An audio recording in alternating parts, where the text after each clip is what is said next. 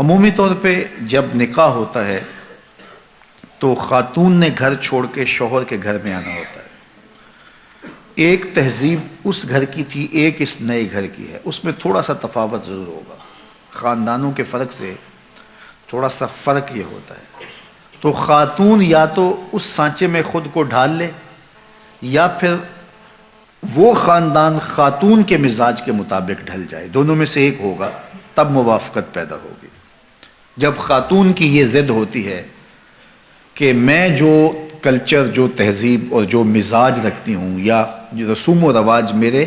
میکے خاندان کے تھے وہ فائق ہیں اور اس خاندان کو بھی وہی مجھ سے سیکھنے چاہیے اور اس کے مطابق چلنا چاہیے، تو پھر مشکل ہوتا ہے، اس لیے کہ اس ایک کے لیے 10 خاندان کے لوگ نہیں بدل سکتے۔ تو اگر یہ اپنے آپ کو ان 10 لوگوں کے مزاج کے مطابق ڈھال لے، ایسا مزاج نہیں جو شریعت سے متفاوت ہو، عمومی طور پہ ہمارے جو معاشرتی معاملات ہیں اس میں اگر وہ اپنے آپ کو ڈھال لے تو یہ اس کے لیے آسان ہوگا۔ یہ جس جگہ گئی ہے وہاں جا کے اس مزاج میں، وہ کہتے ہیں نا کہ جیسا دیس ویسا بھیس، تو وہ وہاں جا کے اس بھیس کو پہن لے تو یہ عجیب نہیں لگے گی،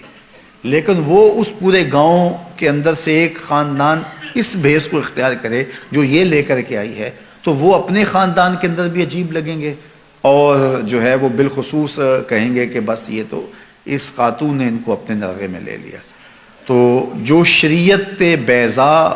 کا مزاج ہے اس میں اچھی چیزیں اس خاندان میں آہستہ آہستہ منتقل کر دی جائیں، یہ تو ایک خیر کی بات ہے، لیکن عمومی رویے جو رواج کی حد تک ہیں اور شریعت سے متصادم نہیں ہیں وہ خاتون کو ہی بدلنا ہوگا۔ اور جب خاتون اس بات کی ضد کرتی ہے کہ میرے مزاج کے سانچے میں یہ ڈلیں تو پھر تناؤ پیدا ہو جاتا ہے اور الجھاؤ پیدا ہوتا ہے، اور یہ الجھاؤ بالآخر طلاق تک جا پہنچتا ہے۔ تو اس چیز کا خاتون کو بالخصوص خیال رکھنا چاہیے۔ خامند کو اندھیرے میں رکھنے کی وجہ سے بھی باہم تناؤ پیدا ہوتے ہیں۔ بعض خواتین بہت چالاک بننے کی کوشش کرتی ہیں اور بہت سارے چھوٹے چھوٹے امور میں گھر کے اخراجات اور دیگر معاملات سے لے کر کے جو ہے وہ خاندان کے دیگر امور تک اپنے خامند کو اندھیرے میں رکھنے کی کوشش میں لگی رہتی ہیں۔ ایسا ہوتا نہیں ہے، کچھ خاوند ایسے ہوتے ہیں جو ان کو کسی چیز کی سمجھ نہیں آتی ہے، لیکن عمومی طور پہ اکٹھے رہتے ہوئے یہ بات سمجھ میں آتی ہے۔ تو بعض تو کہتے ہیں کوئی بات نہیں، یہ ہوتا ہے، لیکن بعض کے اندر طبع کی سختی اتنی ہوتی ہے کہ اس کو پھر گوارا نہیں کر پاتے، اور پھر عورت اس عادت سے مجبور ہو کر پھر دوبارہ اسی کام پہ آتی ہے، اور پھر آہستہ آہستہ یہ اختلاف بڑھ جاتے ہیں اور کس دن طلاق تک بھی نوبت پہنچ جاتی ہے۔ اس لیے عورت کو کوئی ضرورت نہیں ہے کہ اپنے شوہر کو اندھیرے میں رکھے۔ شوہر اس کو جتنی اجازت دیتا ہے، جتنا آگے بڑھنے کی، اخراجات کے حوالے سے، رشتہ داروں کے ساتھ معاملت کے حوالے سے، اور دیگر جو ہے وہ معاشرتی تعلقات کے حوالے سے، بیوی کو اتنا ہی آگے بڑھنا چاہیے اور شوہر کی مرضی، مشاورت اور رضا کے مطابق ہونا چاہیے۔ تو اس سے انشاءاللہ ایک خوبصورت ازدواجی زندگی جنم لیتی ہے۔ لیکن اگر خاتون کہے کہ بس نہیں ہے، میں خود اپنی مرضی کی مالکہ ہوں اور شوہر کو میں پتہ بھی نہیں چلنے دوں گی اندھیرے میں، تو ایک دن جب اس کی خبر اس کو ہوتی ہے تو پھر ایک دم اس کا غصہ عود کر آتا ہے، جس کے نتیجے کے اندر تلخی پیدا ہوتی ہے۔ تو خاتون کو یہ کبھی نہیں کرنا چاہیے، شوہر کو کبھی بھی اندھیرے میں نہیں رکھنا چاہیے، اس کی زندگی کھلی کتاب کی طرح اس کے شوہر کے سامنے ہونی چاہیے۔ حتیٰ کہ اس نے اپنے ماں باپ کو بھی ملنے کے لیے جانا ہے تو اس کو چوری نہیں جانا چاہیے، اپنے شوہر سے پوچھ کے جانا چاہیے، اور اگر وہ اجازت نہیں دیتا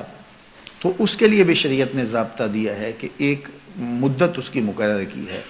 اور اس میں بھی سسرال کے حالات کی مطابقت میں کہا ہے کہ جو ہے وہ جا سکتی ہے، لیکن وہ شام تک گھر پلٹ آئے گی۔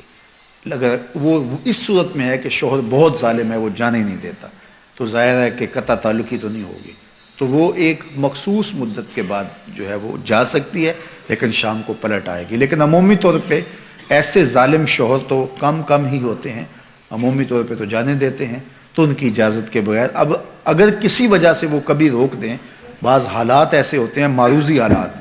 تو پھر بیوی کو رک جانا ہی اس کے لیے عافیت ہوتی ہے۔ آج کل تو دیگر ذرائع سے حال احوال جو ہے وہ میکے کے معلوم ہوتے رہتے ہیں، تو اس لیے یہ کہنا کہ بس تم مجھے روک نہیں سکتے ہو تو میں جاؤں گی، تو یہ چڑ اور ضد پیدا ہوتی ہے اس سے، اور جس سے جو ہے وہ دوری پیدا ہوتی ہے۔ تو یہ چیز بہت غلط ہوتی ہے اور اس سے جو ہے وہ طلاق تک نوبت آتی ہے۔